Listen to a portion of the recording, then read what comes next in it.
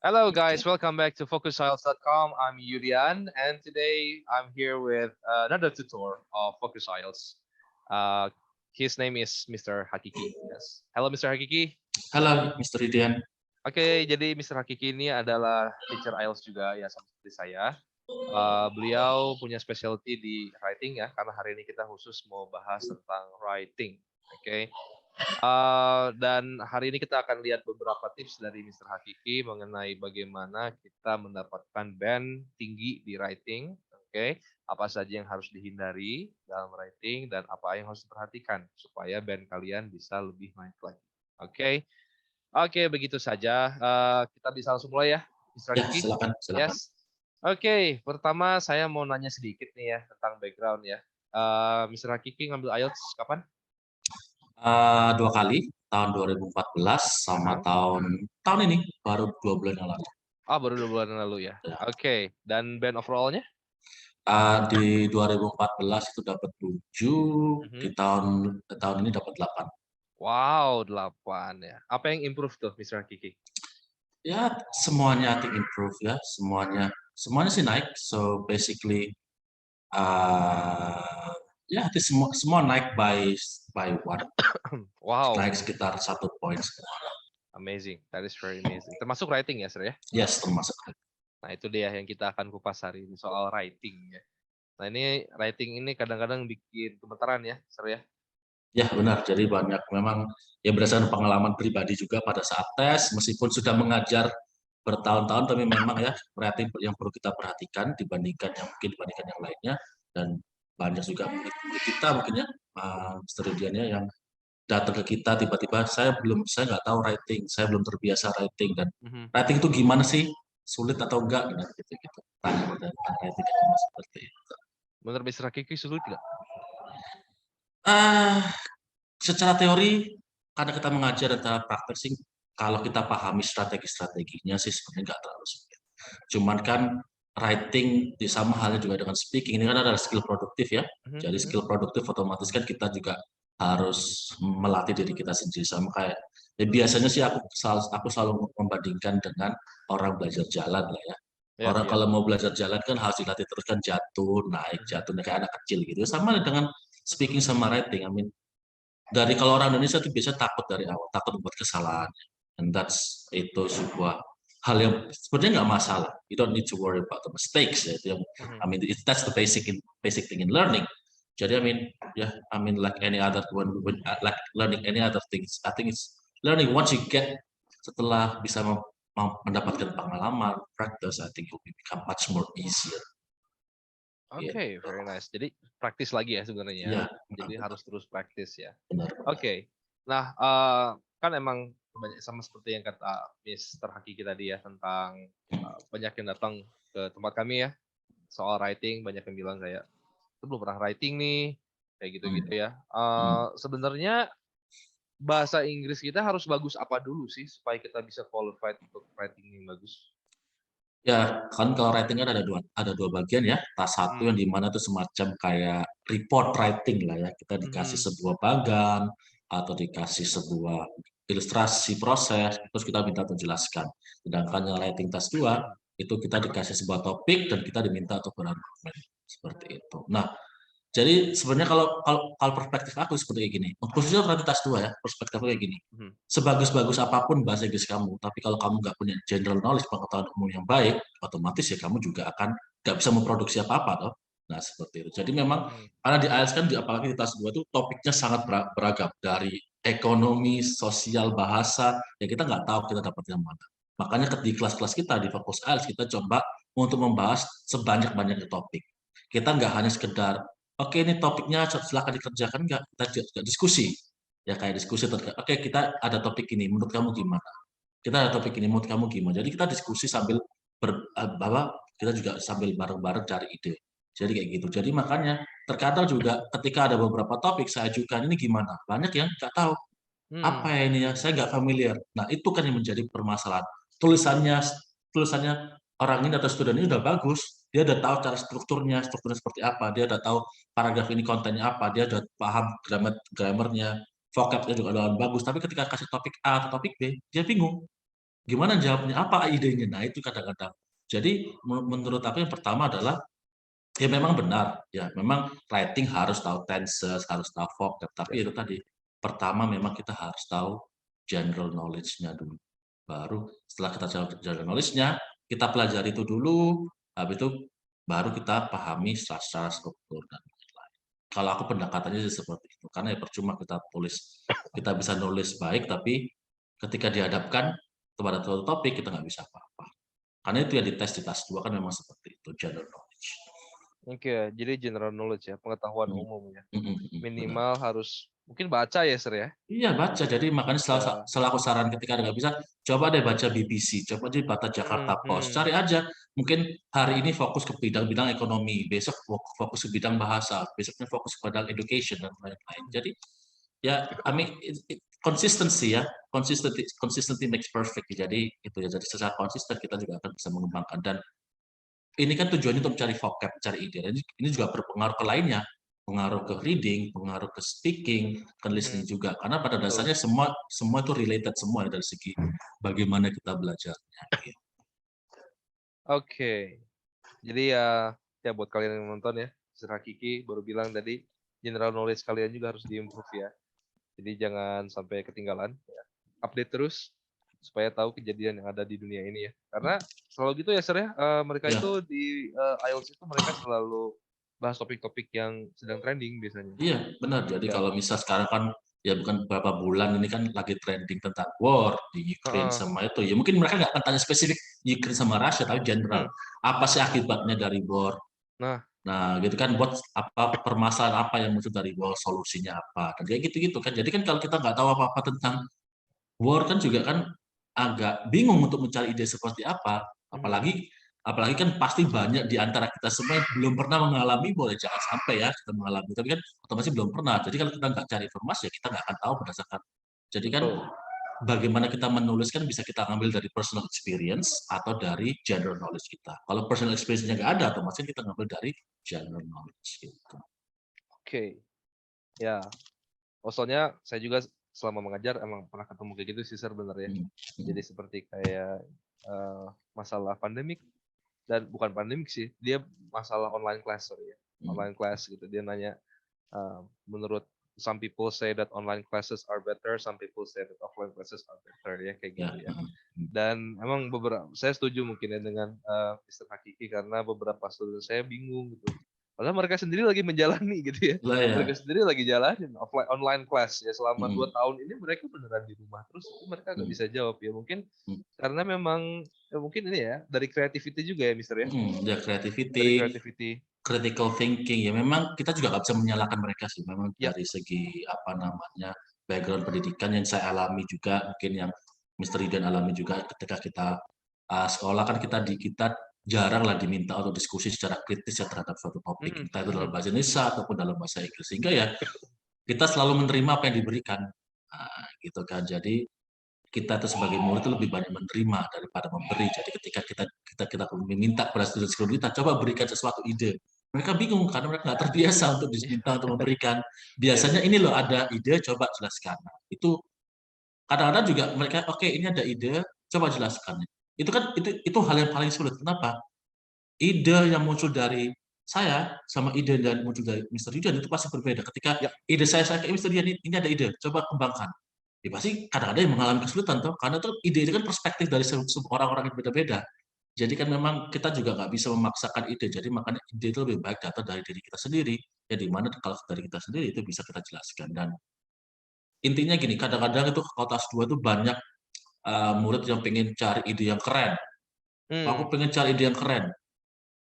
Terus aku bilang, percuma kamu ngeluarin ide yang keren, tapi kamu nggak bisa jelasinnya. Nah itu dia.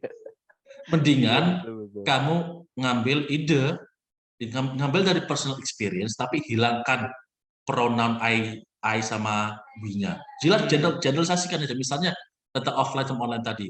Oke, kamu pribadi ngerasain bahwa kalau online itu terlalu melelahkan misalnya, atau terlalu membosankan. Ya udah jelaskan itu, tapi jangan pakai I feel, jangan kayak gitu. Generalisasikan, people feel, Iya iya. students feel. Jadi kita nggak apa-apa kayak gitu. Mereka juga nggak akan ngecek juga kan. apakah itu pengalaman pribadi apa enggak. Jadi itu juga salah satu trik kalau kita menggunakan personal experience. Kadang-kadang dengan personal experience pun itu ide itu udah cukup bagus, dan kalau personal experience pun kita lebih gampang karena kan itu kita udah mengalami. Yes.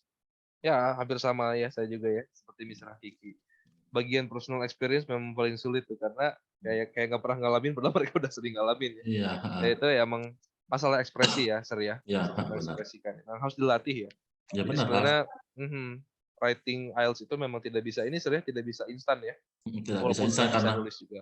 iya, walaupun udah bilang kalau kalau misalnya belum bisa nulis itu malah banyak lapisan yang harus perlu kita tangani dari Iya. segi pembuatan kalimat, dari Mhm, segi paragrafik, bagaimana membuat paragraf, mhm. nanti ada yang namanya thesis statement, ada yang namanya topic sentence, ada yang namanya cara gimana memberikan contoh, journal. Jadi kalau memang perlu banyak yang perlu dipersiapkan. Kalau misalkan ada tanya, ini kira-kira untuk dapat band tertentu, ini berapa ya lamanya? Itu yang paling Iya, sulit kita iya. jawab kan ya. Mhm. Ya kita otomatis kan semua orang punya target, kita punya 7,5, tapi kita kan nggak bisa, apalagi kita kadang-kadang kita tuh belum tahu studentnya seperti apa, terus tanyakan, "Kira-kira gimana ya dapat 7?" Nah, itu yang paling sulit. Kita gimana mengukur hal tersebut, kita belum tahu kemampuannya, jadi makanya kan otomatis kan kalau belajar ALS itu sebenarnya semua itu tergantung dari background masing-masing. Ada yang bilang, apa namanya, kita bisa dalam waktu 1 bulan, bisa dalam waktu 2 minggu, bisa dalam waktu 3 bulan Mhm, dan mhm. lain-lainnya. Tapi ya itu tadi, biasanya sih, apa namanya sih, 1 bulanan lah cukuplah untuk belajar IELTS. Oke. Jadi ada waktu ya, jadi emang tidak bisa instan ya? Tidak bisa Ada. instan, harus Iya, ada waktu. harus Jadi ada waktu. kalau pengen langsung bisa dalam waktu 1 minggu, ya jangan berharap langsung bisa banget gitu ya. 1 minggu biasanya cukup untuk pengenalan, latihan beberapa Iya, kali, iya, iya. membiasakan diri. Tapi kalau untuk bisa ibaratnya bisa benar-benar dilepas itu mungkin sekitar 1 bulan. Oke. Itu realistis ya, gambaran Ya, realistis itu ya? gambaran analisis seperti itu. Realistis ya. Heeh. Memang tidak ada miracle dalam belajar ya. Semua Benar, butuh tidak ada. effort, butuh Benar, proses ya. benar, benar. Oke. Saran yang bagus dari Mister Hakiki ya. Jadi buat kalian juga yang sedang mau mengambil IELTS ada gambaran ya. Khususnya untuk yang mau ngambil writing nih, karena kita lagi bahas writing hari ini kan. Hmm, Jadi sembari menonton video ini, sembari mengevaluasi diri, ya, hmm, apakah saya sudah bisa berpikir kritis, hmm, apakah saya sudah bisa berekspresi, ya, mengekspresikan pikiran saya menjadi tulisan ya kan. ya Itu jadi benar. bahan evaluasi dulu. Hmm, Jadi nanti kalian saat prepare dengan kami, ya, kami juga bisa membantu lebih mudah. benar, benar. Nah, ada juga ya mungkin ya pertanyaan yang sering ditanyakan. Kesalahan apa sih yang sering muncul dalam writing, Sir? Oke. Yang harus kita hindari ya Hmm. dalam writing? Jadi Jadi kalau dilihat ini tergantung dari 2 tipe students ya. Kadang-kadang Mhm, kita ada tipe murid yang masuk ini baru pertama kali dia writing, baru pertama kali belajar IELTS, sorry, secara general. Otomatis mhm, dia belum pernah mengalami kan, mhm, IELTS writing seperti apa, cara-cara seperti apa. Ada juga yang mungkin sudah sebelumnya ada pengalaman di tempat lain, atau mungkin sudah pengalaman di tempat kita tapi ingin memperdalam lagi, atau di tempat lain ya gitu lah, terus ingin memperdalam lagi. Itu juga ada beberapa hal yang perlu jadi kalau dari nol ini yang agak, kalau di awal-awal itu pasti itu yang paling sering adalah bagaimana menyampaikan informasinya. Kalau kita kan oh, di tas 1 itu kan kita diminta untuk menyampaikan informasi data yang data, ada dalam sebuah graf beserta kita juga diperlu untuk membandingkan. Nah, pada umumnya biasanya ketika langsung diminta untuk jelasin, mereka jelasinnya tuh satu per satu. Misalnya kayak ada 4 variabel gitu kan ya. mhm, mhm, 4 variabel, mereka jelasinnya, oh variabel A 90, variabel B mhm, 30, variabel C. Mereka hanya sekedar menyebutkan. Ya kan, jadi kan ya bukan berarti itu salah ya, pasti tetap akan dapat nilai. Kita mhm, nulis seperti itu tapi akan dapat nilai, tapi ya jangan berharap nilainya itu akan tinggi. iya, Nah, itu kan jadi karena ibaratnya meskipun itu report writing, kita diminta untuk tetap kreatif dalam bagaimana kita memberikan tulisan kita. Jadi mhm, kreatif itu sangat penting ya untuk kedua tas tersebut. Jadi bagaimana sih kita bisa membandingkan dengan cara yang berbeda-beda? Bagaimana sih kita bisa menjelaskan tingkat kenaikan atau penurunan dengan kosakata yang berbeda-beda. Jadi itu, dan pada awalnya mereka pasti nggak ada itu. Jadi otomatis ya itu yang perlu kesalahan-kesalahan umumnya sih itu. Kemudian kalau kalau orang yang sudah berpengalaman biasanya di writing itu meskipun mereka berpengalaman, itu tadi kembali lagi kepada salah paham. Ini sering sekali terjadi salah paham terkait dengan soal. Jadi khususnya di writing task itu dimintanya ini, tapi mereka jawabnya ini. Jadi memang ini agak tricky ya, ini agak tricky juga kalau untuk memahami soal, karena ya itu tadi kembali lagi perspektif orang masing-masing. Itu juga sangat tricky, tapi memang ya itu yang perlu kita latih terkait dengan pemahaman soal tersebut. Terus selain itu paragraphing juga itu sangat penting. Mereka nggak tahu bagaimana butuh berapa paragraf, eee, terus konten dari paragraf itu strukturnya seperti apa, kan memang ada struktur ya, topik sentence, apa tuh habis itu supporting sentence, habis examples dan lain-lain. Jadi mereka nggak tahu. Dan ini juga, apa namanya, dan ketika di bahasa Indonesiakan pun mereka juga nggak paham struktur paragraf itu seperti apa, gitu kan. Jadi ya fungsinya ini tujuannya itu apa, dan itu juga makan jadi ya basic dari writing-nya sih mereka yang belum paham, technical terms-nya lah, technical terms yang mereka belum paham sehingga mereka udah ada ide, cuman menstrukturnya apa, bagaimana menstrukturnya itu yang masih belum tahu. Itu sih kesal pada umumnya. Itu terjadi di kedua tipe student itu, tapi khususnya lebih banyaknya ya pasti yang di anak yang baru belajar. Oke. Alright, jadi banyak kesalahannya dari pemula ya, dan Ya pemula, banyak benar. kesalahannya beginner mistake berarti ya? Ya beginner's mistake. Beginner's mistake ya. Oke, ya. Jadi jangan khawatir ya. Sangat wajar ya, Sir, ya, bikin kesalahan itu ya? Sangat wajar. Jadi kan Sangat wajar ya? dengan kesalahannya kan tahu kan, oh berarti ini yang harus Betul. aku hindarin. Itu mungkin yang malah lebih penting. Jadi kalau dari awal bener terus, ketika nanti dihadapkan suatu hal yang salah, akhirnya bingung, salahnya di mana? Nah, iya Kenapa kok betul. bisa salah? Nah, gitu kan. Tapi kalau dari awal udah tahu, oh ini salah, oh ini benar, akhirnya udah bisa membedakan secara mandiri kan, apa Iya, yang perlu dihindari, apa yang perlu dihadapi. Jadi kesalahan itu sebuah hal yang kadang-kadang itu menguntungkan. Apalagi pada saat kita kursus seperti ini kan, lebih baik yes, kamu yes. salah pada saat kursus daripada kamu salah pada saat tes, Test, yes. gitu. Yes, you're right. You're right. Jadi itu yang selalu saya tekankan seperti itu, jangan khawatir salah. Di sini salah kita nggak akan ngomelin, di sini salah kalian nggak akan rugi. Tapi kalau kalian tes salah, nah gitu kan itu kan malah akan lebih fatal lagi, gitu kan. Oke. Nah, mungkin untuk pertanyaan penutup ya, Mhm, Mr. Kiki, buat yang mau prepare untuk writing IELTS nih ya, mhm, buat ngelatih general writing skill-nya itu mending mulai dari nulis apa dulu, Sir? oke. Jadi, kalau untuk nulis writing sebenarnya kan ini kan yang kita namakan academic writing ya, di Aha, aha. IELTS ada academic writing. Jadi ada Mhm, memang ada beberapa hal yang perlu kita hindari seperti kayak narrative writing, recount writing itu sebenarnya mhm, nggak ya sebenarnya bisa membantu sih, tapi nggak terlalu signifikan karena memang tipenya kan udah berbeda. Jadi kalau kalau bisa ya kita latihan aja report writing. Jadi misalnya, ya kayak kita bikin summary tentang sebuah film, ya. Kita buat summary tentang sebuah, produk. Nah, misalnya ada produk, pros and cons-nya apa. Jadi kurang lebih seperti itu. Nah, kemudian kalau terkait dengan writing juga, tapi juga bisa berfungsi bagi yang lainnya, kadang-kadang tuh saya minta itu saya sarankan tuh untuk buka TED Talk atau TED-Ed ya. nah, TED mhm, Talk atau TED-Ed. Nah, kalau TED Talk itu bisa berfungsi untuk menambah vocabulary dan juga melatih listening.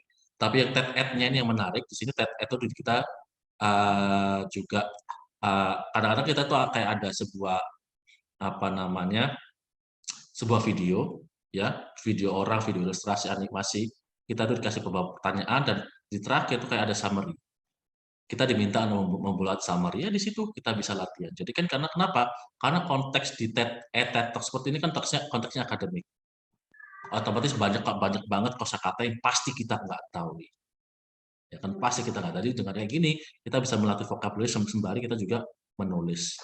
Ya, kita nggak harus menulis yang paragraf penuh. Ya menulis dari kalimat per kalimat dulu nggak apa-apa. Nanti lama-lama dari per kalimat paragraf. Karena memang kan proses kan. Seperti kayak gitu oke. sih.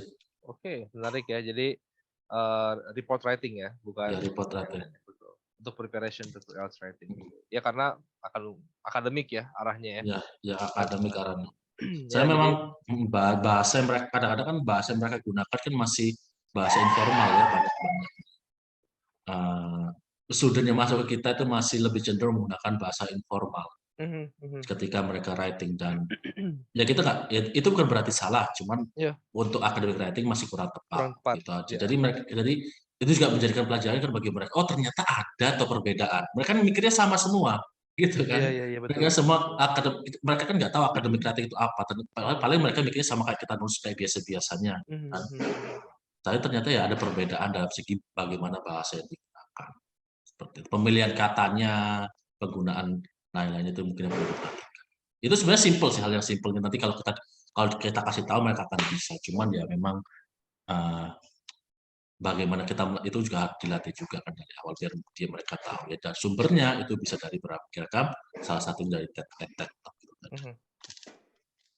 Oke, thank you so much for the tips ya, Mr. Hakiki ya. Sama-sama Mr. Alright, Dian. buat kalian yang lagi nonton ini, yang lagi prepare buat writing ya, tadi Mr. Hakiki udah ngasih beberapa tips ya buat prepare at least ya, supaya nggak tangan kosong pas Ya, lagi belajar teman soalnya, kosong. tapi Iya, nggak tangan benar-benar. kosong ya. Mulai dari sekarang nonton TED Talk, yes. Siapa tahu dapat ilmu dari situ sekaligus belajar vocabulary, yes. Jadi benar, general knowledge kalian kena, kayak tadi yang kita bahas sebelumnya, Hmm. dan kemampuan vocabulary kalian juga berubah, bertambah. Dan siapa tahu kemampuan writing kalian juga bisa membaik. Oke. That's really good tips ya. Thank you so much for sharing today, Mr. Hakiki. Thank you so sama-sama much Mr. for Dian. coming to this talk ya. You're welcome. Terima kasih banyak saran-sarannya. Semoga kalian yang nonton juga bisa dapat ngambil beberapa ilmu dari Mr. Hakiki hari ini ya. Yang menurut saya cukup berguna ya. Sangat-sangat berguna malah. Oke. Alright.